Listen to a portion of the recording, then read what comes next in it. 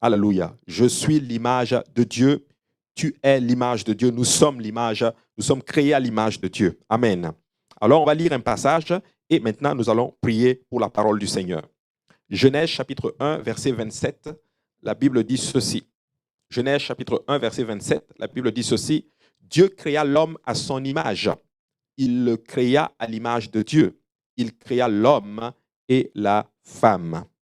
Colossiens chapitre 1, verset 15. Colossiens chapitre 1, verset 15, la Bible dit ceci. Il est l'image du Dieu invisible, le premier-né de toute la création.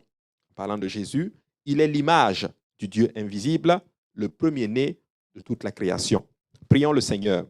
Père, nous te rendons grâce, nous te bénissons, nous te remercions encore une fois pour ton amour, pour ta bonté et pour le privilège que nous avons d'être en ta présence ce matin. Nous ne voulons pas prendre cela pour acquis. Alors que nous venons maintenant pour le temps de la parole, je demande ta grâce, je demande ton onction, je demande ta puissance. Je demande, Seigneur, ton esprit, Seigneur, Papa, pour pouvoir le donner avec simplicité et que cela puisse trouver une place dans nos cœurs, germer et produire des fruits qui vont nous conduire à la vie éternelle, Seigneur. Prends le contrôle maintenant des moments qui vont suivre.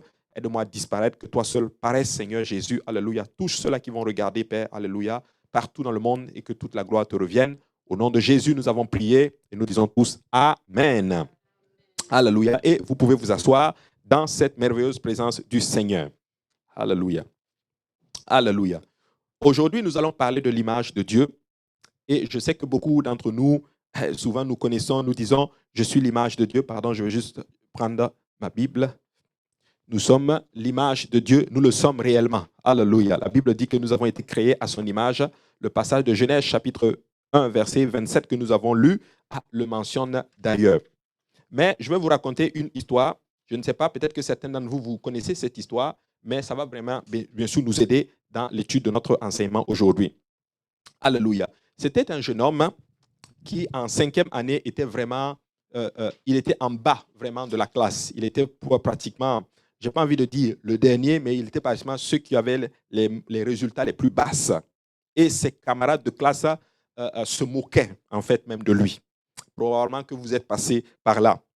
Il était d'une famille pauvre, il a connu la pauvreté, il a connu la violence et ça fait qu'il a grandi avec un tempérament incontrôlable, avec un tempérament violent. Son passé avait beaucoup, beaucoup d'impact sur lui. Et avec sa mère, ils ont vécu des situations où il y a eu beaucoup de déstabilisation, de traumatisme, en d'autres termes, dans sa vie. Mais ce jeune homme qui grandissait dans cet environnement-là, à un moment de sa vie, a eu ce qu'on appelle un point tournant, a eu une situation dans sa vie qui va le changer. Je vais donner un peu plus de détails dans sa vie. Donc, si vous comprenez un jeune homme comme cela qui naît dans ce contexte-là, vous comprenez que sa vie était juste remplie de beaucoup, beaucoup, beaucoup de difficultés. Et probablement que vous qui nous regardez, vous avez probablement eu une vie difficile, là, vous avez eu un passé difficile, là, vous avez eu une enfance difficile, et ça a un impact sur vous aujourd'hui. Mais ce jeune homme-là va avoir un revirement remarquable alors qu'il était jeune garçon. Sa mère va rencontrer, en d'autres termes, va probablement rencontrer le Seigneur et sa mère va le pousser à lire, en d'autres termes, des livres et tout.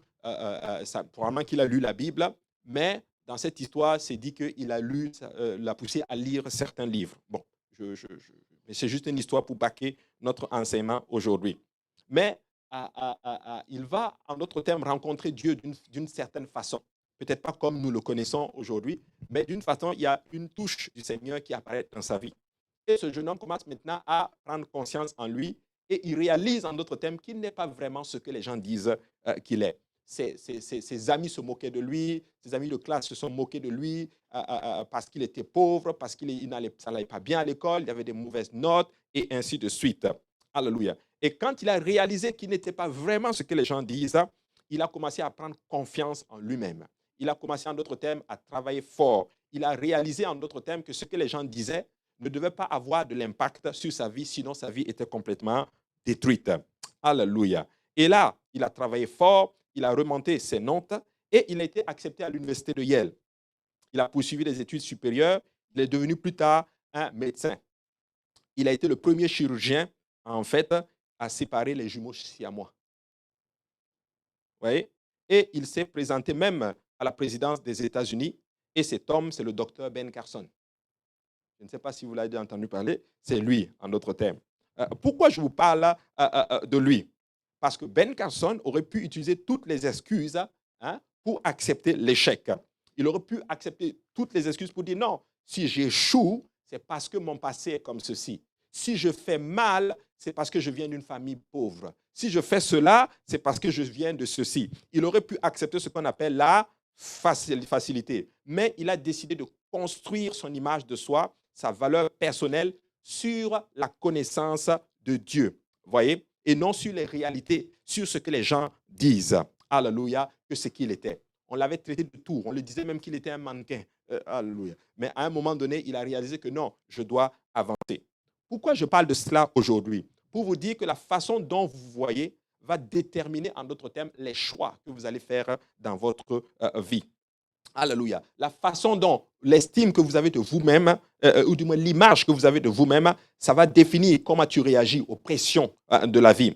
Comment tu gères les rejets, les relations, les confrontations, la façon dont tu reçois l'amour ou tu donnes même l'amour aux autres. Ça va déterminer même la façon dont tu décides même à faire confiance aux gens, en fait.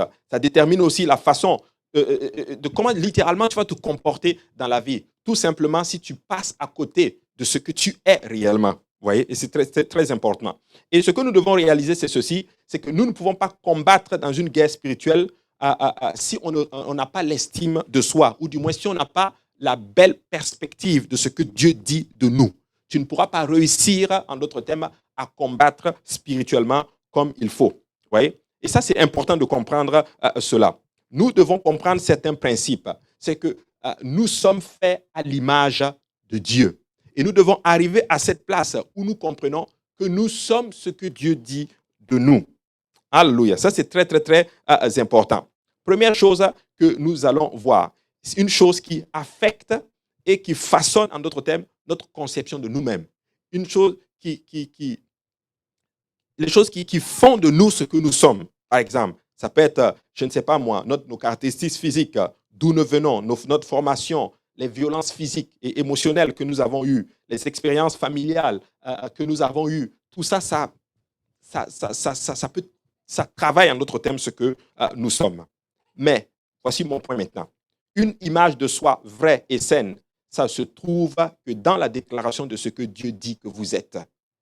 C'est ce que Dieu dit que tu es qui est le plus important. Et le passage que nous avons lu dit ceci, que nous sommes faits à l'image de Dieu. Nous sommes faits à l'image de Jésus-Christ. Alléluia. Le vrai moi ou la vraie valeur, ma vraie valeur, littéralement, elle est définie par ce que la parole de Dieu dit que je suis. Alléluia. Et ça, c'est très, très, très important. Notre vrai moi est enraciné dans la parole de Dieu. Voici pourquoi tous ceux-là qui se plongent dans la parole et qui commencent, en d'autres termes, à personnaliser et à voir cette parole prendre place en eux, ces gens-là commencent, en d'autres termes, à guérir de toutes ces blessures spécifiquement qui se sont passées dans le passé. Pour ceux qui connaissent l'histoire de ce qui s'est passé dans le jardin, le serpent a dit à Ève qu'ils allaient être comme Dieu, vous voyez, s'ils mangeaient le fruit. Parce que Adam et Ève n'avaient pas compris, spécifiquement dès le départ, qu'ils étaient déjà faits comment? À l'image de Dieu. Mais le diable arrive et le diable les ment et le diable dit non, désobéis à Dieu et tu seras comme Dieu. Nous voyons cela dans Genèse chapitre 3, à partir du verset 4, la Bible dit ceci. Alors le serpent dit à la femme, vous ne mourrez pas, point, mais Dieu sait que le jour où vous mangerez, vos yeux s'ouvriront et vous serez comme des dieux, connaissant le bien et le mal. C'est un mensonge. Il vient et il trompe la femme et l'homme. Et parce que Dieu avait déjà dit à l'homme de ne pas manger de l'arbre qui se trouve, l'arbre de la connaissance du bien et du mal. Pour ceux qui ont fait l'étude biblique, au milieu du jardin, il y avait deux arbres. Il y avait l'arbre de la connaissance du bien et du mal, et puis il y avait l'arbre de la vie. Alléluia. Mais le diable est venu, il a tenté l'homme et la femme, et malheureusement, ils sont tombés. Comment il a réussi? Il est passé par trois voies. Il est passé par la convoitise des yeux, la convoitise de la chair et l'orgueil de la vie, spécifiquement, pour les amener, en d'autres termes, à désobéir à Dieu. Et il a su utiliser, en d'autres termes, maintenant, cela pour leur montrer que non, il ils ne sont pas exactement comme ils doivent être. Il faut qu'ils mangent cela, il faut qu'ils désobéissent à Dieu pour être comme Dieu. C'était vraiment tout un mensonge. Alléluia. Et l'image de Adam et de Ève s'est aggravée. Et ils se sentaient horribles après avoir désobéi à Dieu. N'est-ce pas que lorsque nous désobéissons à Dieu, à un moment donné, en tout cas, si on est vraiment encore un cœur repentant, on se sent coupable. On sent un pincement. Il y a quelque chose en dedans de nous qui dit que non, là, j'ai mal fait. Je suis horrible. Je suis à terre. Je suis probablement la personne la plus sale qu'il y a au monde. Je ne sais pas si vous avez déjà ressenti cela, mais je bénis Dieu lorsqu'on ressent cela. Ça veut dire qu'il y a encore de crainte de l'Éternel dans nos cœurs. Pour vous dire ceci, mes frères et sœurs, c'est que lorsque nous tombons, lorsque nous commettons des erreurs, nous, et qu'on ressent en d'autres termes cette culpabilité, on se sent mal, c'est probablement parce que nous sommes encore une brebis de l'Éternel. Mais ceux qui tombent dans le péché et qui ne ressentent plus rien, à ce moment-là, il y a un problème. Oui? Et Adam et Ève, leur situation s'est tellement aggravée. C'est-à-dire qu'ils sont devenus tellement... ça n'allait vraiment plus. Ça s'est tellement agréé, ils se sentaient horribles, qu'ils se sentaient littéralement, ils ont su qu'ils étaient nus. Alléluia. Pourquoi je parle de tout ceci aujourd'hui? Pour vous dire que le monde dans lequel nous sommes, il y a beaucoup de blessures, il y a beaucoup de choses qui se passent qui font que nous avons perdu l'estime de nous-mêmes. Regardez, aux États-Unis, par exemple, le taux de suicide a beaucoup augmenté. Vous voyez? En Amérique du Nord, quand je parle en Amérique du Nord spécifiquement, le taux de suicide a beaucoup augmenté. On assiste même beaucoup à beaucoup de violences qui arrivent. 4 millions de femmes sont battues à domicile chaque année. Il dit toutes les 10 secondes, il y a un rapport d'abus d'enfants. Vous voyez, en Amérique. Vous voyez, en 2012, 6,3 millions d'enfants ont fait l'objet d'enquêtes de la part des services de maltraitance d'enfants, par exemple, pour vous montrer que la société dans laquelle nous sommes est une société très, très, très, très, très méchante. Une femme sur 6 a subi un viol ou une agression sexuelle. Vous voyez? Toutes les 2 minutes, une femme en Amérique du Nord est violée. Vous vous rendez compte? 17,7 millions de femmes américaines ont été victimes de tentatives de viol. Et c'est très difficile. Et ça fait une société blessée. Et ça fait des gens qui ont perdu l'estime d'eux-mêmes. Vous voyez? Et la seule réponse la seule réponse à cette situation, c'est à un moment donné que ceux-là qui sont blessés trouvent le moyen, en d'autres termes, de se regarder à l'image de la parole de Dieu. Maintenant, nous devons définir l'image de soi du point de vue biblique. Du point de vue biblique, c'est que nous devons avoir Christ, alléluia, dans notre vie. Nous devons avoir Jésus-Christ dans notre vie parce que c'est lui qui guérit. C'est lui qui peut penser à nos plaies. Être en Jésus-Christ, nous pouvons en d'autres termes avoir l'assurance que nous allons avoir la paix, l'assurance. Et c'est lui en d'autres termes qui va nous ramener à cette situation où nous avons de l'estime, de nous-mêmes. Alléluia. Deuxième chose, c'est que nous devons comprendre en d'autres termes qu'en étant dans le Seigneur va travailler avec nous. Mais comment il passe pour travailler avec nous? Par la puissance d'abord de sa parole. Je vais vous expliquer maintenant comment venir maintenant en Christ alors que nous sommes blessés, alors que nous venons partout de différentes nations, de différents backgrounds, on vient de partout. Quand tu viens à Christ, premièrement, tu dois d'abord te repentir. Nous devons reconnaître notre état. Nous devons reconnaître que nous sommes blessés. Nous devons reconnaître que nous sommes pécheurs. Nous devons reconnaître que nous avons été abusés. Nous devons reconnaître en d'autres termes que nous n'allons pas bien. Parce que quelqu'un qui ne reconnaît pas son état, il n'y a pas d'aide. On ne peut pas aider, les psychologues le disent. On ne peut pas aider quelqu'un qui ne reconnaît pas en d'autres termes sa responsabilité dans la situation, qui ne reconnaît pas en d'autres termes qu'il ne va pas bien. Alléluia. Donc, la repentance, c'est que je prends conscience que non, j'ai mal fait, je suis malade, j'ai probablement peut-être même été blessé, je suis sincèrement désolé, je veux maintenant laisser Christ prendre le dessus. Parce que le problème maintenant, et ça j'ai eu vraiment le temps de voir cela, c'est que beaucoup de personnes ont été tellement blessées que même, ils ont essayé tellement de choses que même maintenant, laisser Christ faire, ils n'ont plus de force de faire cela. Vous voyez? Et tu sais, laisse Christ maintenant entrer. Laisse Christ rentrer maintenant dans le bateau. Laisse Jésus maintenant prendre le chemin maintenant avec toi. Laisse-le prendre la main. Parce que toutes les blessures qui se sont faites, il est capable de tout fixer. Alléluia. Alors nous devons revendiquer notre image à la lumière de la parole. La Bible dit que nous avons été faits à l'image de Dieu. Après avoir, nous nous sommes repentis, nous avons reconnu et nous avons décidé de nous donner à Christ. Par exemple, pour ceux qui étaient dans le péché, ils abandonnent et se disent, je fais confiance à Jésus-Christ. Alléluia. Pour ceux qui étaient blessés, ils se disent, j'abandonne, je ne vais plus regarder à ces blessures, mais je vais regarder à Christ. Quelqu'un m'a dit ceci.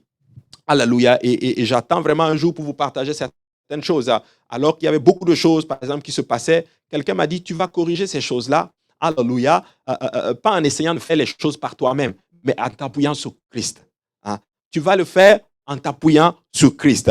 Le monde, tu peux passer dans la même situation dans le monde, mais le monde va essayer des solutions et ça ne va pas fonctionner. Mais toi, tu passes par la même situation, ça va fonctionner parce que tu t'es appuyé sur qui? Sur Christ.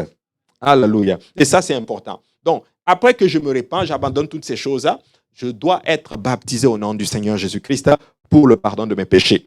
Nous savons que le baptême, ça veut dire tremper, immerger complètement dans l'eau. Alléluia. Et lorsqu'on nous invoquons ce nom-là sur toi, le nom de Jésus-Christ, la Bible dit que tous tes péchés sont complètement effacés. Tu me suis aujourd'hui, tu me dis, mais oui, mais moi j'ai été baptisé. Maintenant, la question c'est comment? Est-ce que as-tu été baptisé au nom de Jésus-Christ ou été baptisé au nom du Père, du Fils et du Saint-Esprit? Ou est-ce que tu as été baptisé lorsque tu étais enfant? D'abord, on va traiter cela un à un. Si tu as été baptisé alors que tu étais enfant, ce n'est pas ce que la Bible enseigne. La preuve, c'est que nous avons fait une dédicace ici. Nous n'avons pas baptisé cet enfant. Nous l'avons présenté au Seigneur. Parce qu'il y a deux choses requises avant le baptême, croyance et la repentance.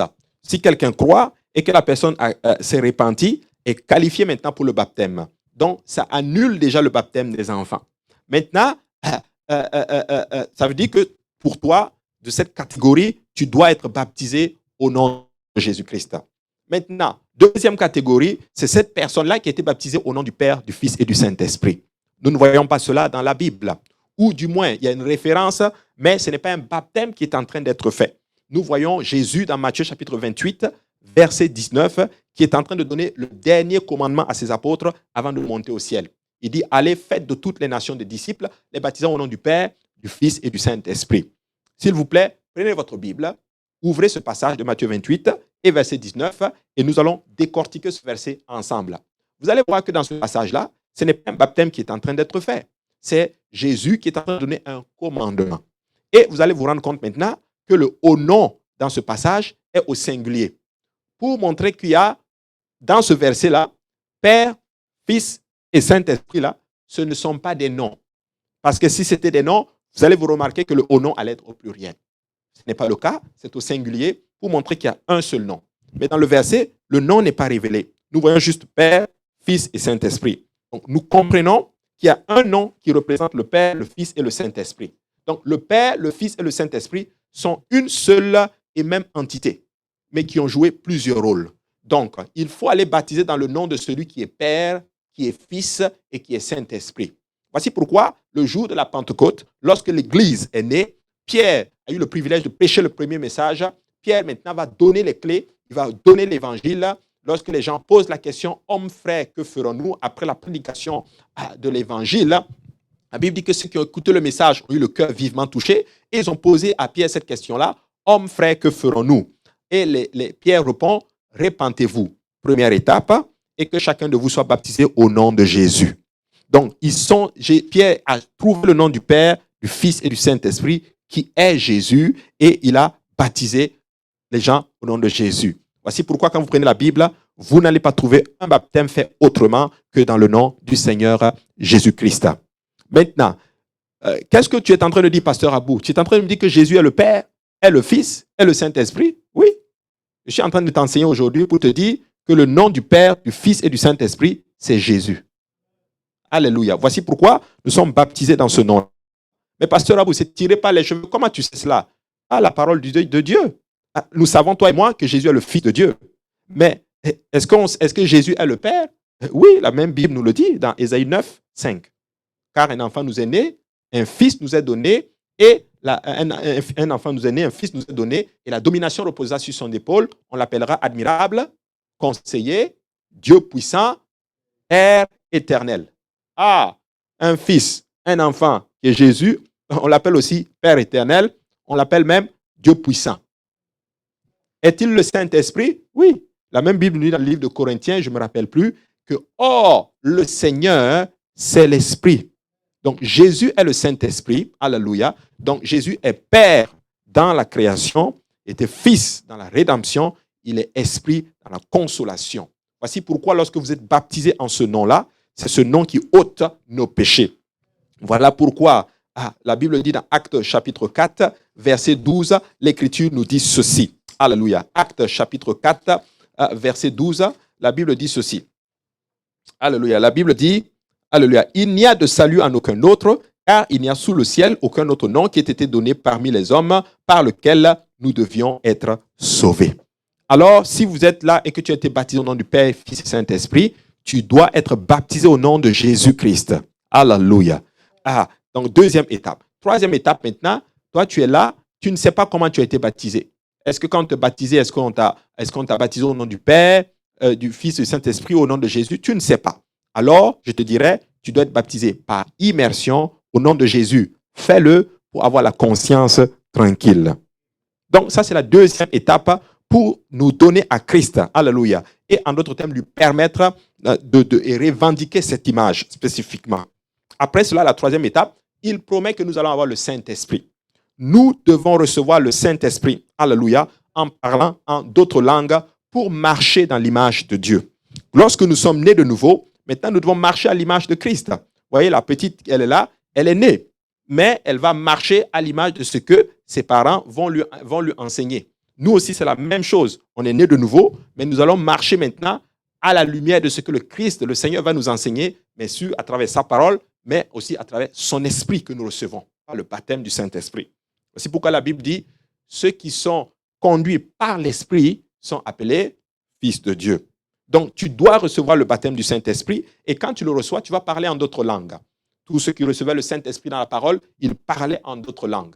Je me rappelle la première fois que j'ai reçu le baptême du Saint-Esprit. Ceux qui sont là se souviennent de la première fois où ils ont parlé en d'autres langues. C'était une expérience extraordinaire. Alors que tu étais là, tu priais, tu voyais les autres qui parlaient en d'autres langues. Tu te demandais si toi-même tu vas expérimenter cela un jour. Tu te dis, mais attends, comment eux ils parlent en langue, mais moi non. Parce que moi c'était cela. Je me disais, mais attends, moi, parler dans une langue que je n'ai jamais apprise, mais c'est ce que la parole de Dieu déclare. Mais quand j'étais repenti, baptisé au nom de Jésus, on a prié pour moi à l'église, j'ai reçu le Saint-Esprit, mais je n'y croyais pas. J'ai parlé dans une langue que je n'avais pas apprise, je ne croyais pas. Je suis allé chez moi à la maison, je me suis mis à genoux, j'ai commencé à prier le Seigneur. J'ai dit, Père, ils m'ont dit que j'ai reçu le Saint-Esprit, mais moi je ne suis pas convaincu. Moi je veux que tu me confirmes, que je veux que tu me remplisses quelque chose, c'est toi et moi maintenant là, alléluia. Peuple de Dieu, vous ne pouvez pas au moins m'enlever. Donnez-moi au moins cela, alléluia. J'étais là, alléluia.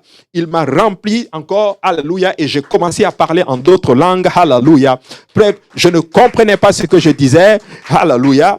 Mais j'entendais, alléluia. J'entendais ce que je disais. C'était une expérience extraordinaire. On a prié avec des Québécois, Dieu les a remplis du Saint-Esprit. On a prié avec des Noirs, Dieu les a remplis du Saint-Esprit. On a prié avec des dames, Dieu les a remplis du Saint-Esprit.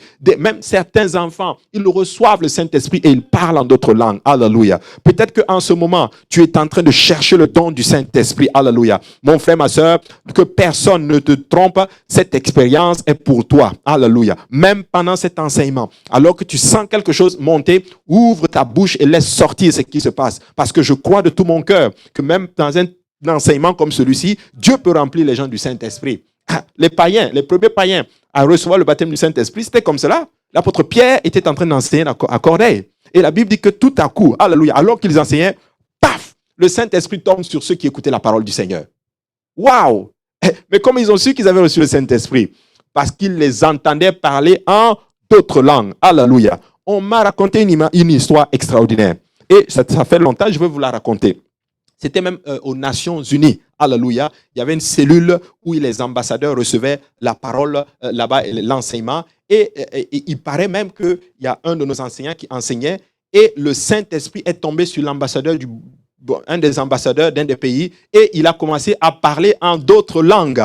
Il a été baptisé au nom de Jésus-Christ, alléluia, pour la gloire du Seigneur. Écoutez-moi bien, Dieu remplit même les dignitaires de ce monde du Saint-Esprit. C'est pour toi, alléluia, c'est pour moi, c'est pour tout le monde, alléluia. Et si tu sens quelque chose qui monte en ce moment, laisse sortir, c'est le baptême de l'Esprit, alléluia. Et tu vas parler en d'autres langues. Dieu habite maintenant en toi. Le Saint-Esprit, c'est quoi? C'est Jésus lui-même qui vient et qui habite en toi et qui va maintenant t'aider à marcher dans l'image de Dieu. Alléluia. Et vous savez, c'est très, très, très important. Paul dit ceci dans Romains chapitre 12, verset 3. Par la grâce qui m'a été donnée, je dis à chacun, alléluia, de ne pas avoir de lui-même une trop haute opinion, mais de revêtir les sentiments modestes selon la mesure de foi que Dieu a départie à chacun. Alléluia.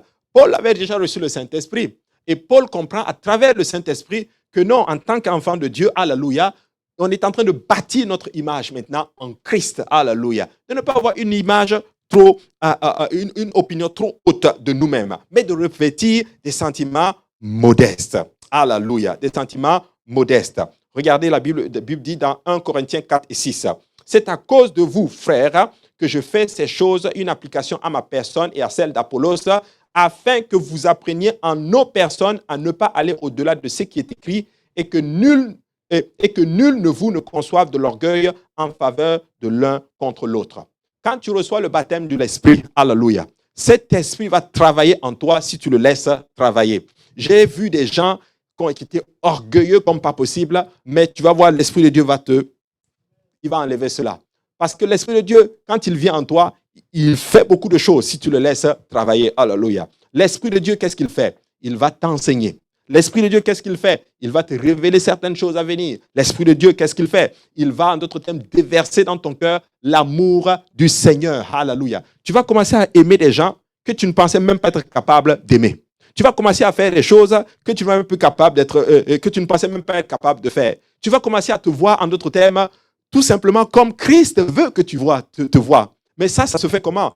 Par le Saint-Esprit. Par le fait que tu t'es donné à Dieu et par le Saint-Esprit, tu vas commencer en d'autres termes à te voir tout simplement étant une nouvelle créature. Il va bâtir littéralement cette image, en d'autres termes, cette estime de toi-même que tu avais perdue. Alléluia. Ça, c'est important. Lorsque nos insécurités interfèrent avec notre capacité à accepter ce que nous sommes, nous devons maintenant, encore une fois, laisser le Seigneur maintenant prendre le contrôle. Arriver à une place où je laisse Dieu travailler. Quand il ouvrait le service, il a pris le passage 14-14, Exode. Gardez le silence, laissez l'Éternel combattre pour vous. Alléluia.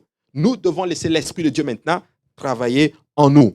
Toutes les émotions, toutes ces choses, lorsqu'il travaille en nous, il va le calmer, en fait. Alléluia. Alors, je vais vous poser une question encore ce matin. Est-ce que vous avez perdu l'estime de vous-même? Est-ce que vous vous posez des questions? Est-ce que vous vous demandez qui suis-je? Est-ce que vous vous demandez si Dieu vous aime? Est-ce qu'à travers tout ce que vous avez vécu, est-ce que vous avez l'impression spécifiquement que rien ne va dans votre vie? Que vous avez l'impression, en d'autres termes, que vous êtes tout simplement un paumé, un raté et que rien ne va marcher? Moi, je suis là pour vous dire ce matin, alléluia, que celui qui se regarde à travers ce que Dieu dit, en d'autres termes, cette personne va rebâtir son estime de soi et juste dire que tu es fait à l'image de Dieu. Tu n'es pas fait à l'image de ce que les gens disent de toi. Tu n'es pas fait à l'image de ce que, en d'autres termes, les gens ont dit de mauvais ou même de bien de toi. Non. Paul, je ne sais pas si c'est les gens qui le disent. Si je reçois le témoignage des hommes, c'est bien. Mais le témoignage de Dieu est meilleur. Que dit Dieu de nous? Est-ce que quand Dieu te regarde, est-ce que Dieu te voit comme son enfant? Est-ce que quand Dieu te voit, est-ce que Dieu te regarde en d'autres termes comme son serviteur? Est-ce que quand Dieu te regarde, est-ce que Dieu te voit en d'autres termes comme tu aimerais qu'il te voie? Vous comprenez? Ça, c'est très, très, très important. Alléluia. Nous devons faire attention à cela et nous devons arriver à une place où nous nous regardons à travers la parole. Alléluia. Regardez ce que la Bible dit dans Matthieu chapitre 23, verset 29. Il dit, malheur à vous, scribes et pharisiens, hypocrites, parce que vous rebâtissez les tombeaux des prophètes et ornez les sépulcres des justes. Ça, c'est de qui il parle? C'est Jésus qui parle. Il traite les scribes et les pharisiens d'hypocrites. C'est des gens, d'autres termes, qui étaient habillés en or, qui avaient leur propre image et tout, mais en dedans d'eux, c'était des hypocrites. Ils étaient saints à l'extérieur, mais en dedans, leur image devant le Seigneur n'était pas vraiment cela. En passant, si Jésus est le Seigneur, c'est lui en d'autres termes qui dit hypocrite. Vous voyez, ils avaient une image, mais ils n'avaient pas l'image de Dieu. Alors mes frères et sœurs, aujourd'hui, je veux vous amener à une place où nous devons nous regarder à travers la parole du Seigneur, à travers ce que Dieu dit que nous sommes. Je vais vous parler un peu de moi. Moi, je suis né musulman. Je suis né musulman, je faisais beaucoup de choses. J'allais à la mosquée, alléluia, je priais 5 fois par jour, je jeûnais, je faisais le ramadan, on jeûnait tout le mois de ramadan, je faisais beaucoup de choses. J'allais à la mosquée, je ne manquais pas les prières, j'avais mon tapis dans mon sac quand j'allais aux études. À l'heure de la prière, je sortais pour aller faire la prière. Et honnêtement, je pensais que j'avais une belle image. Je pensais en d'autres termes que j'étais un homme pieux. Je pensais que je connaissais Dieu. Je pensais que je faisais bien. Jusqu'à ce qu'un jour, Dieu a commencé en d'autres termes à me confronter. Et je bénis le Seigneur parce que Dieu, des fois, va vous amener des fois à cogner peut-être un mur. Il va des fois vous amener dans une crise pour vous changer drastiquement.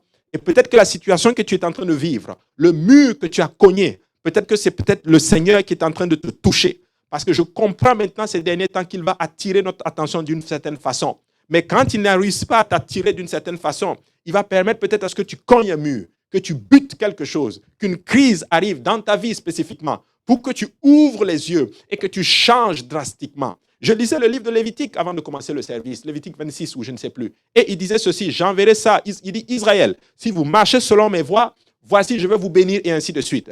Mais si vous ne marchez pas selon mes voies, voici ce qui va vous arriver. Mais si encore une fois, vous résistez encore à ce que je vous dis, voici ce qui va arriver. Et si malgré cela, vous ne changez pas, j'augmenterai la dose. Tu sais, Dieu nous aime tellement pour des fois nous faire cogner un mur, pour des fois nous faire rencontrer une situation, pour que tu comprennes que, oh, hallelujah, je dois donner ma vie au Seigneur parce qu'il t'aime tellement assez pour te corriger maintenant afin que tu n'ailles pas en enfer. Dieu veut changer ton image, alléluia, ton estime de toi-même, alléluia. Il veut juste que tu te vois comme lui, il te voit spécifiquement. Mon frère, ma soeur, tu traverses peut-être une crise, tu traverses peut-être une situation, alléluia.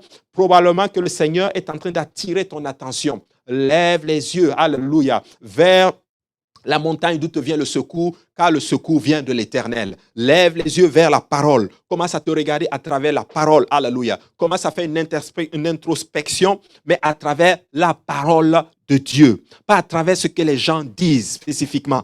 Regarde à la parole. Alléluia. Et tu vas voir que, wow, je suis mieux que ce que je dis. J'ai intérêt à faire ce que Dieu me dit. Alléluia. Parce que ce que Dieu dit, c'est coulé dans le béton. Alléluia. Vous savez, Dieu nous aime tellement.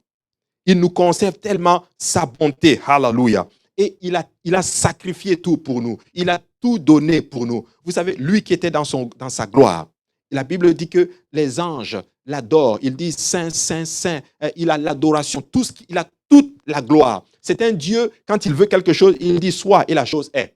Mais par amour pour nous, pour venir rétablir, en d'autres termes, cette belle image que nous avons perdue, cette relation que nous avons perdue. Il a mis sa gloire de côté et il est venu sur la terre et il est mort à la croix pour nous. La Bible dit spécifiquement qu'il n'a point ouvert la bouche. Il a souffert, on l'a frappé, on l'a flagellé, on a pris des fouets. Écoutez-moi bien, si vous étudiez bien les fouets qui ont été utilisés pour frapper le Seigneur, vous allez être choqués. Nu, il a été mis à la croix. Ils ont arraché sa barbe. Il a porté sa croix pour vous et moi. Alléluia. Il a vraiment souffert. Il nous a conservé, en d'autres termes, sa bonté. Alléluia. N'est-ce pas merveilleux? Et si on regardait juste à Dieu maintenant, si on regardait maintenant en se disant, nous avons tout essayé, nous avons fait par nous-mêmes, regardons à ce Dieu-là, alléluia, pour qui est venu, qui a donné sa vie pour nous. Alléluia. Regardez, Jérémie 31, 3 dit ceci, « De loin l'Éternel se montre à moi. Je t'aime d'un amour éternel. C'est pourquoi je te conserve ma bonté. » Dieu ne nous a pas oubliés. Dieu n'oublie jamais ses fils. Il n'oublie jamais ceux avec qui il fait une alliance. Alors tu as peut-être perdu ton image de toi-même. Tu te regardes, je suis à terre. Rien ne va. Blessé. Et toutes ces choses-là. Mais tu sais quoi? L'Éternel ne t'a pas oublié. Et l'Éternel fera de grandes choses. Si du moins tu veux lever ta tête et regarder à la lumière de la parole. Alléluia. Je vais vous poser quelques questions. Et je vais vous laisser vous-même vous répondre à cette question-là. Et je vais vous lire un passage. Vous sentez-vous irrésistiblement aimé de Dieu en ce moment? Vous sentez-vous en sécurité et chéri par Dieu, malgré tout ce par quoi vous passez? Est-ce que vous vous sentez aimé? Alléluia. Est-ce que lorsque je ne suis pas honnête et que je suis, par exemple, confronté à mes propres problèmes d'estime de moi-même ou d'estime de soi, est-ce que je justifie mes humeurs et mes crises d'égoïsme? Alléluia. Ce sont de belles questions. Mais je vais terminer avec un passage. Et ce passage a été posté hier par quelqu'un et la personne ne savait pas ce qu'elle était en train de poster. Nous allons aller dans Ésaïe chapitre 54. Et je vais terminer avec ce passage. Ésaïe chapitre 54 dit ceci. Réjouis-toi, stérile, toi qui n'enfantes plus. Fais éclater ton allégresse et ta joie, toi qui n'as plus de douleur, car les fils de la délaissée seront plus nombreux que les fils de celle qui est mariée, dit l'Éternel. Élargis l'espace de ta tente, qu'on déploie les couvertures de ta demeure. Ne retiens pas, allonge tes cordages et affermis tes pieux, car tu te répandras à droite et à gauche. Ta postérité envahira des nations et peuplera des villes désertes. Ne crains pas, car tu ne seras point confus. Ne rougis pas, car tu ne seras pas déshonoré, mais tu oublieras la honte de ta jeunesse et tu ne te souviendras plus de l'opprobre de ton veuvage, car ton Créateur est ton époux. L'Éternel des armées est son nom, et ton Rédempteur est le Saint d'Israël. Il se nomme Dieu de toute la terre. Car l'Éternel te rappelle comme une femme délaissée au cœur attristé, comme une épouse de la jeunesse qui a été répudiée, dit ton Dieu. Quelques instants je t'avais abandonné, mais avec une grande affection je t'accueillerai. Dans un instant de colère, je t'avais un moment dérobé ma face, mais avec un amour éternel, j'aurai compassion de toi, dit ton Rédempteur, l'Éternel. Il en sera pour moi comme des eaux de Noé. J'avais juré que les eaux de Noé ne se répandraient plus sur la terre.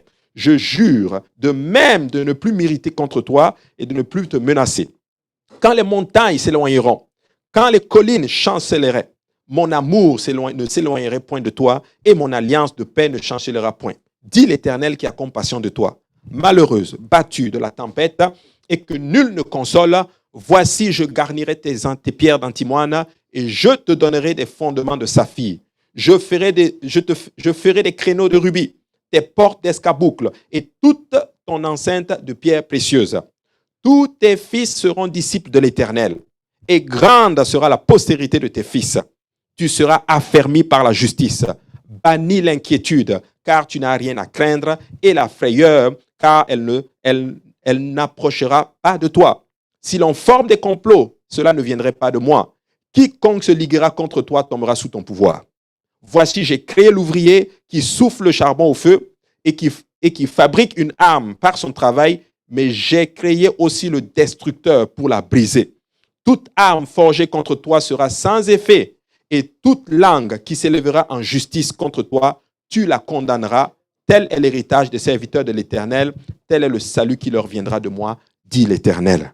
Je suis là pour annoncer une parole d'encouragement à quelqu'un aujourd'hui, pour te dire que peu importe ce qui s'est passé, tu n'as pas à te regarder comme un moins que rien, car l'Éternel t'aime.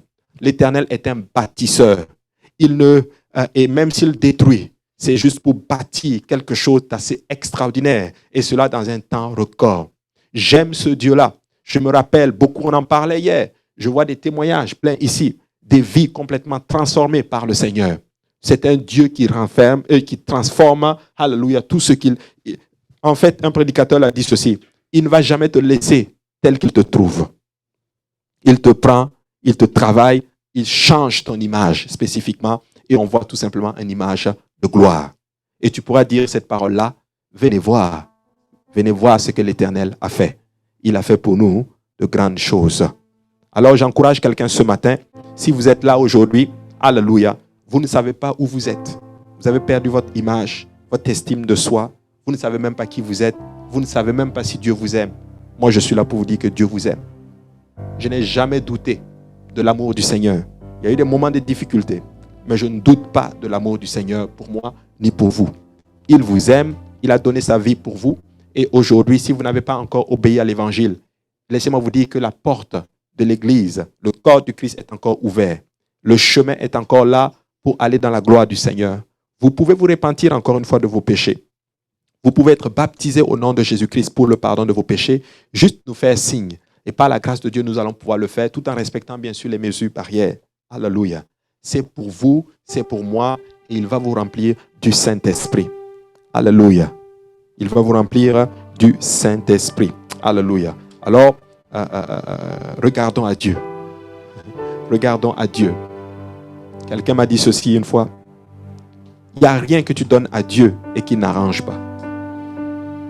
Je n'ai jamais vu quelque chose que tu as pris, que tu as remis entre les mains du Seigneur et puis il n'a pas arrangé. Tout ce que tu donnes à Dieu, il la transforme et il donne une belle image de cela. Alléluia. Dieu est avec nous. Dieu est avec nous. Et je suis de ceux qui refusent, je le sais biblique, et je refuse de le croire que ce qui est bâti avec Christ ne peut pas se détruire. Alléluia. Amen. Alléluia. Alors, encore une fois, si vous avez été touché, je vous en prie, obéissez à l'évangile. Marchons dans les voies de Dieu. Regardons-nous à travers la parole. Oublions ce que le monde dit. Le monde ment. Et Satan ment aussi. Il a menti à l'homme dans le jardin d'Éden. Ça a été une destruction totale. Obéissons maintenant au Seigneur et il va restaurer. Prions maintenant le Seigneur. Père, nous te rendons grâce. Ce matin, je te prie, Seigneur, de relever ceux qui ont l'esprit abattu. Je te prie, Seigneur, de penser les cœurs blessés, Père. Alléluia. Car toi seul peux le faire. Tu es celui qui guérit les cœurs blessés. Aujourd'hui, je te prie, Seigneur, sonde-nous, connais-nous, Seigneur Jésus. Rencontre quelqu'un maintenant. Alléluia. Étant même de chez nous, Seigneur, rencontre-nous. Car ton esprit seul peut aller et parler dans nos cœurs et nous guérir, Seigneur, et nous amener dans ta pleine vérité, Papa. Je prie, mon Dieu, que tu te lèves encore une fois et que tu bâtisses encore, Papa, une personne, alléluia, qui est maintenant à terre et qui est brisée. Je te le demande maintenant humblement dans le nom de Jésus-Christ. Et s'il y a des gens qui n'ont pas encore obéi à l'évangile, je prie, Seigneur, Papa, que tu leur permettes, Seigneur, de venir, alléluia, obéir et être tes enfants. Au nom de Jésus, nous avons prié. Nous disons tous Amen. Alléluia. Que Dieu vous bénisse. Alléluia. Si vous êtes dans la même maison, saluez ceux qui sont à côté de vous. Alléluia. Et waouh, Elia Sarah, elle était vraiment en train d'écouter la parole. Alléluia. Gloire au nom de Jésus. Que le Seigneur vous bénisse. Et n'oubliez pas, l'école du dimanche commence tantôt. Ça a déjà probablement commencé.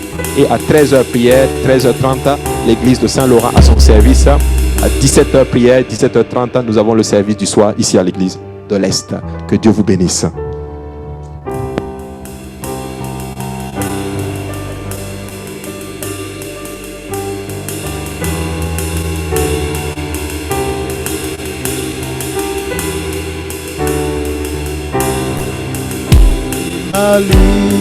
Libéré par de tes prières, je suis enfant de Dieu, je suis à lui, dans sa maison, et dans sa maison, j'ai trouvé ma place, je suis enfant de Dieu, je suis à lui, ma libéré.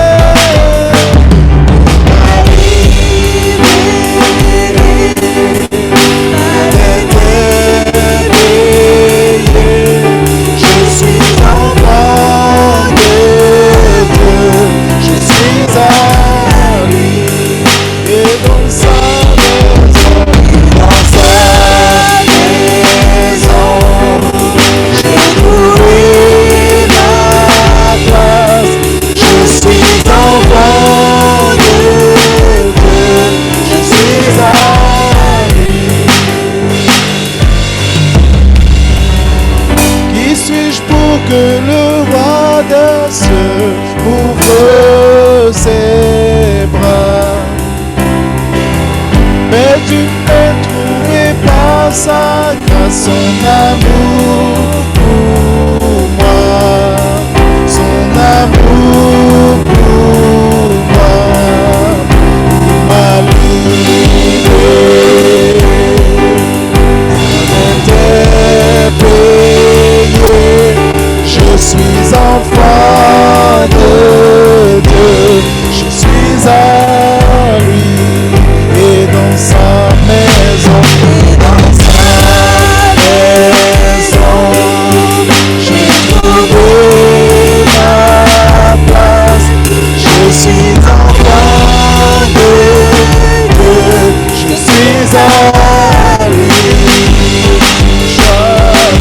Je suis choisi et affranchi. En toi je sais qui je suis. Pas contre moi. En toi je sais qui je suis choisi et affranchi.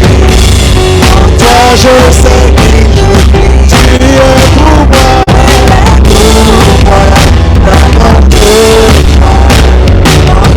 Je sais qui, en toi je sais qui je suis. En toi je sais qui je suis.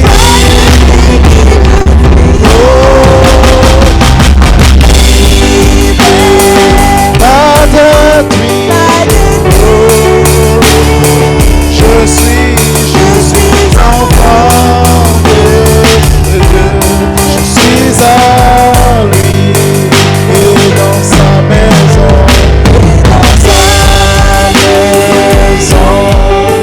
j'ai trouvé ma place. Je suis enfant de Dieu, je suis à lui.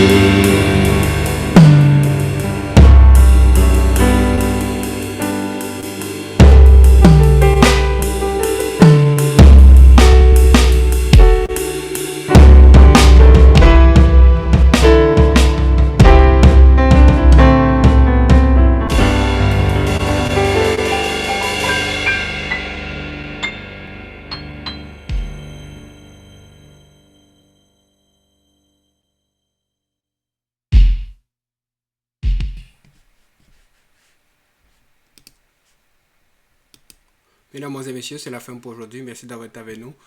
Nous avons encore des services en ligne en ce moment. Montréal-Nord, l'église de Saint-Michel aussi. Vous pouvez suivre. Prochaine diffusion aussi sur nos zones, c'est tout à l'heure à 13h, non, 12h30 avec le pasteur Kaozi pour le service francophone. Que Dieu bénisse le frère Yannick. Au revoir.